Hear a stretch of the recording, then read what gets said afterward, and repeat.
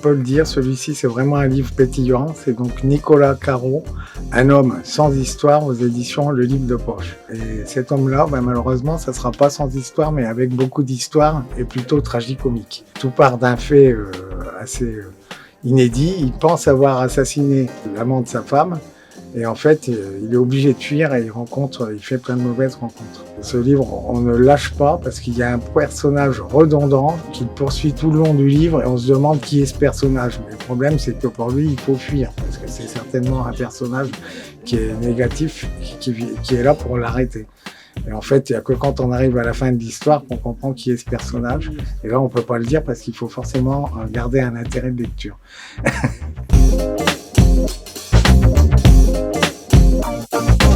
C'est Suzy, la souris qui lit, de Suzy Morgenstern, aux éditions Grunt. C'est une petite souris donc qui est installée dans une maison où il y a une famille, où ça vit beaucoup, il y a plein de livres. Et ça lui fait envie, elle est toute seule, elle s'ennuie. Et puis finalement, la famille part en vacances. Et donc, elle se permet de se créer une bibliothèque. Parce qu'elle a découvert que les livres, c'est la vie et ça apporte énormément. C'est comme une prescription médicale, ce livre. C'est la prescription littéraire qui donne vraiment, vraiment envie de lire.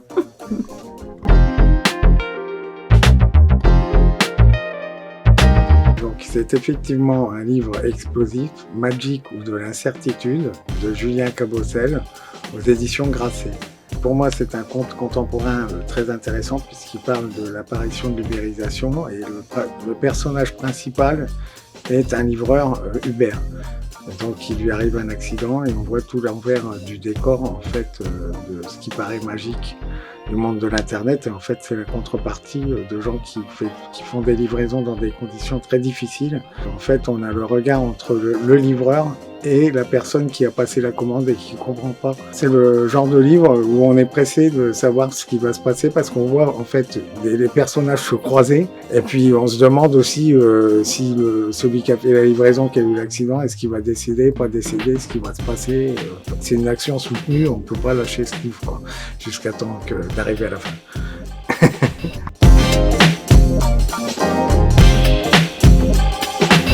C'est Le Talent d'Achille de Pascal Rutter aux éditions Didier Jeunesse.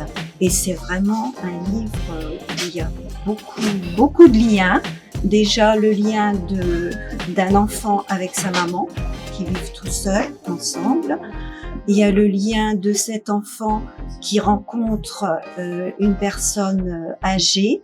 Son amitié avec la personne âgée, justement, va sauver, alors il y a même du football, va sauver l'équipe de ces enfants qui étaient les éternels perdants et dont plus personne ne voulait s'occuper.